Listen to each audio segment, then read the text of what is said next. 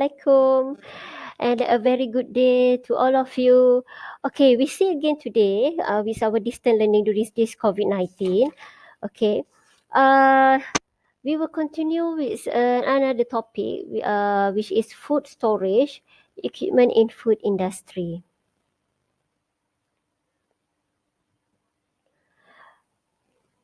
Okay, from previous slide. Okay, from previous lecture note, I've been introduced three types of storage condition, which are dry storage, frozen storage, and refrigerated storage. But in this slide, the dry storage can be divided into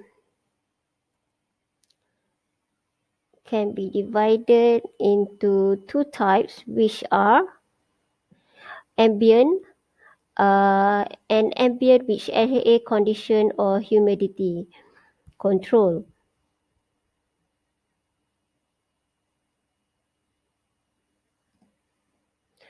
Okay.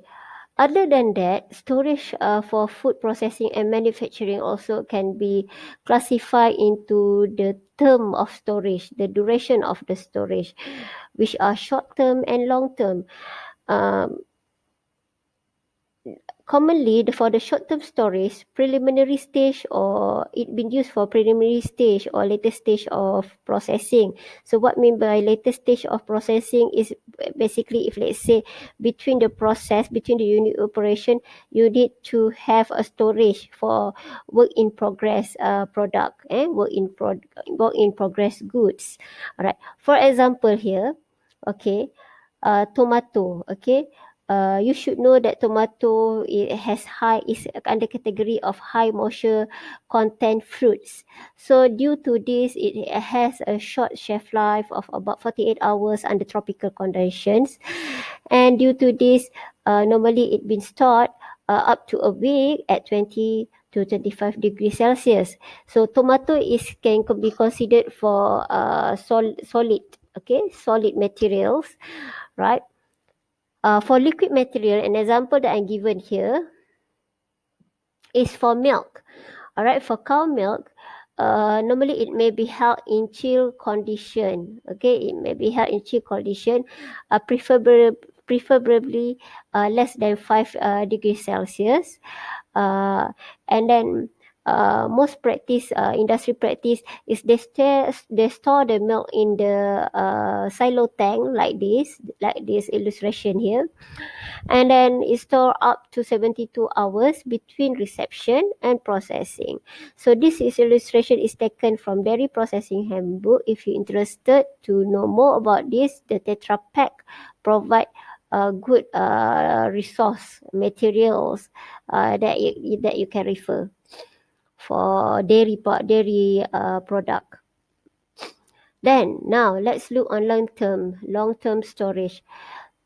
This has been used by the industry to secure a continuous flow of raw material in manufacturing, and due to the to maintain the long-term storage of the raw materials of the feedstocks, measures has been taken to protect the product from spoilage and degradation.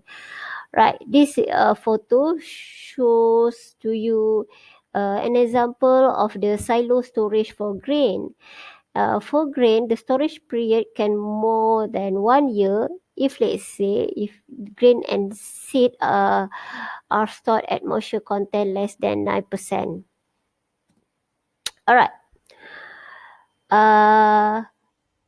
For food storage equipment, okay, it has been classified into three groups, which are storage equipment for solids, okay, storage equipment for solids, and storage equipment for liquids and then gases.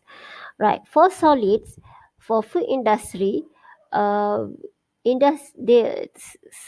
some types, example of the types of solids materials such as vegetable, fruits, yeah, and commonly for that type of materials, it being transported and it be stored on pallets, all right, or in box pallets.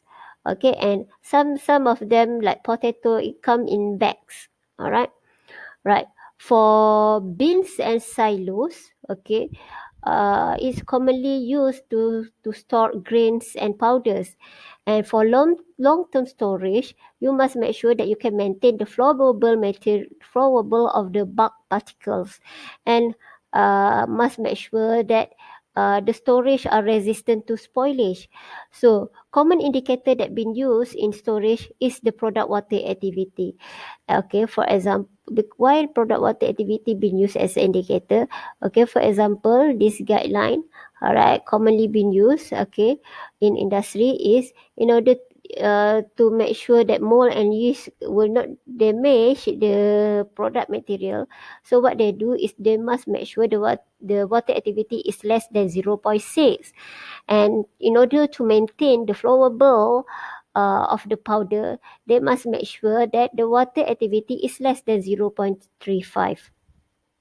Okay, for liquid storage, example of the equipment that been used in industries such as vats, normally for small size, vessels, tanks, drums for small size, and pouches also for limited quantity and limited volume. While for gases, we store it in tanks. Okay, industry store it in tanks. Such of the material for gases are air, nitrogen, carbon dioxide, and steam.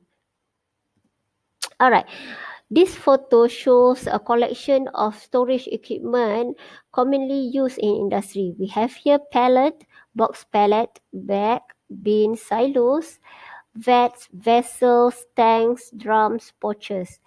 Alright. And this is tank for the gases. Okay, example. Okay, there are three tanks for gases, and you can see there are holes here, and then there are pressure gauge to control the pressure inside the storage. Okay.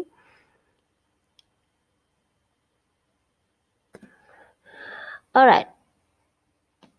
There are some example given here. Okay. So for powder, for example, sugar and flour, are typically held in bulk storage silo, and commonly the capacity being used are about 20 ton or more, and this depending on the delivery. Okay, normally they make sure that the tank size to fulfill the complete tanker load. Okay, and then while for liquids such as edible oils and milk, normally are stored on site in large, okay, up to 150,000 liters, and then it commonly be stored in the vertical stainless steel tanks. And for this type of material, because it's so moisture, so you must control the environment such as temperature and humidity. Sometimes it require you to maintain the air quality and flow, modify atmosphere, for example like oils, okay, from previous lecture. Okay, oils are easily deteriorate, the quality is degrade, okay, due to the presence of oxygen. All right. So, and another example here showing for minor ingredients such as spice, okay, spice or food flavor, okay, that's under consider under class of minor ingredients. They are normally stored in packaging formats, okay, such as sacks, drums, cases, or large bags. And other ingredients need to be chilled and frozen during storage and shipping. And due to this, you as an engineer, okay, future engineers, okay, you must know, you must able to design equipment that suits the needs of the material that you need to store. All right. Other issues that need to be considered is the size of the storage. Which one you prefer, large or small? Okay, so this show example of large storage, and while this is for small storage. Okay, this is for vats. All right, so For decision of the size of stocks of different materials that are held in storage depend on the balance between two sets of costs, either which cost of buying and a cost of storage. So, for example, okay, among the common strategy being used by the small food industry, okay, is to hold a small stock and only buy material as they are needed. Uh, However, this has a little effects on the cash flow of a business, but may be expensive in having to make frequent orders and not obtaining discount from bulk purchase. Okay. In contrast, if let's say you ordering a large amount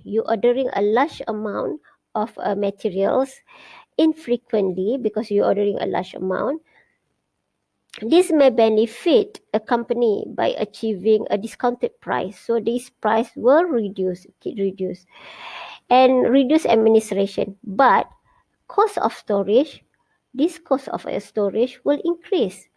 Okay. Other factors to consider large or small storage is depending on the regulation requirements for the size of equipment. All right. And also the raw material supply, okay, how much you can get it, and then the minimum stock level to be held, the shelf life of the ingredients, and the scheduling strategy, the in-house transportation inside the factory, such as forklift truck, towing truck, or maybe you are using piping line. Okay. And then another things that you need to consider a product distribution. Okay. How much that you will distribute in a day, in for depending on the frequency of this, and it also depending on the frequency of distribution. Okay, so if let's say it's infrequent, you have the supplier come to collect your distributor come to collect your finished product, so you might need to have a large finished product storage. Okay. Right, let's look example here.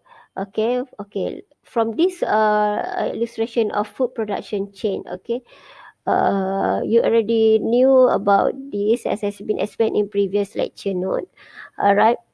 So now let's consider for pasta production. All right, for pasta production. So common raw material in pasta production are semolina, preferably from durum wheat. And then another raw materials is water. Okay, so this photo shows you the example of flour silo looks like. Okay, now let's look on pasta production line. Okay, this here I provide you the block diagram, simplified block diagram of pasta production line. It starts with receiving a raw materials, and then we store the raw materials. So for semolina, we store in grain. We store in silo. Okay, and then uh, this semolina and water are first mixed under vacuum to produce a stiff air-free dough containing around 27 to 28% moisture. Then the moisture is extruded without expansion into sheet or the traditional pasta shapes like spaghetti, macaronis, and then the product variation. This product variation are achieved by changing the die or mold on the extruders, and then the raw pasta is then undergone a gentle two-stage drying process in order to prevent cracking, and then cool, and then after that this pasta packed at around 12.5% moisture and stored prior to dispatch, and after that it been stored Okay. Okay, sorry, stop. I need to dispatch. Okay. So in designing the pasta productions line, okay, each stage, each stage of the processes will normally be sized so as to accommodate the desired production rate. So the size of the flour silo here, okay, the size of the flour silo here, all right, will depend on the quantity of each batch of semolina delivered and the frequency of deliveries. Okay, I would like to show you some example, but I have a limitation here because it's very hard to write down by using this doodle facility in Loom. Okay, I'm using a software of Loom and I don't have the electronic pen. All right. So things that you need to consider. Okay, looks okay. I miss my whiteboard class. I miss my whiteboard. And for somehow it's gone like that when okay, it's disappeared. I don't know how to maintain this. All right, so I miss my whiteboard and I need more train on this. My skill on doodle around in the electronic device is not so good and I need to find something, and then I don't have the electronic pen and it's very hard to obtain the electronic pen nowadays during the movement control orders because most of the most of the deliveries been delayed. So I have to show you. I'm using these simple things. I will just type on the slide. Okay, I hope you don't mind. All right. Where are you? My text. Gone. So I will insert a text here to explain to you a simple calculation for the alright, a simple calculation for the sizing. Okay.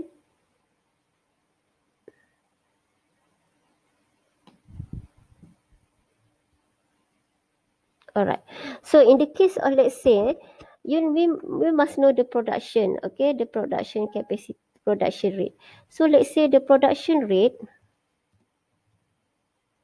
Okay, the production rate. If let's say the production rate is 10 ton per day. 10 ton per day. Alright. And then the operating then the operating duration is 5 days. Okay, 5 days per week. Okay, 5 days per week. So all right, so with weekly delivery for weekly deliveries of semolina. Okay, so for weekly delivery, okay, let's say you only have one time delivery in a week. All right, let's say okay, so a minimum storage that you need is basically 10 times by 5 days, and then add up by another 2%, I think. 2%. So you might need about 60 ton. Okay, 60 ton. Okay,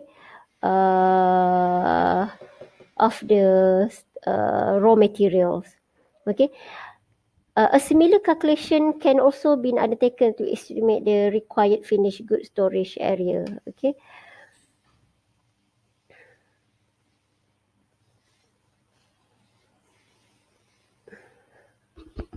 Alright, so this is 2% increment. Okay, class? This is 2%, about 2% increment. This is common practice. Common practice being used in industry. So we still have some leftover, about 2%. Okay. Alright. So, and reason from manufacturers for minimum storage. Okay, and other reason for manufacturers for minimum storage. So the manufacturer in general reduce the amount of stored ingredients and product to a minimum due to this reason. Alright. Financial, okay, because the money is tied up in materials that have been paid. You have been paid the raw material, and then the final product already incurs to the manufacturer a cost. So if let's say that you store it for a long time, you won't have any you won't gain any profit from there. So that is another issue, financial. So large amounts of stock material may adversely affect the cash flow of a company. And then loss of quality. So you should know that chemical or biochemical of the food changes, and it can deteriorate of some types, okay, of packaging materials, okay, during the storage, okay. Packaging as well can deteriorate during the storage. So thus this will reduce the quality and value, and or render them unusable. All right. And then another things that often people overlook is the risk of pilferage. Okay, risk of pilferage. All right, of some high value products. Okay, pilferage mean that people that steal the feedstock from the factory. All right, then high cost of warehousing. Okay, so we know that the warehousing is costly, and then the storage space also is costly. But however, because of the seasonality of supply for some raw materials and for some products, seasonal demand, it is necessary for processors to maintain stocks of ingredients and final products. So, this is a list of issues to be considered when designing a raw material storage. The size of storage facilities, type and size in which ingredients are delivered, the handling materials, the flow characteristic that you need to check, and effect of ambient condition, okay, the material construction of the store, and then the transportation, the management of the raw material handling, pallet racking, okay, the life and stability of ingredient.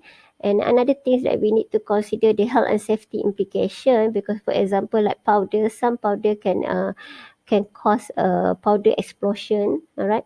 And then infestation, okay, cleaning and hygiene, because we must maintain this cleaning and hygiene during the storage. Uh, and then another thing is inventory control, okay, inventory control. So this is among the issues that need to be taken care when you designing an equipment, storage equipment. Okay, class, that's it for now for this lecture. All right. So we see again for the other lecture. All right. Uh, all right. Thank you.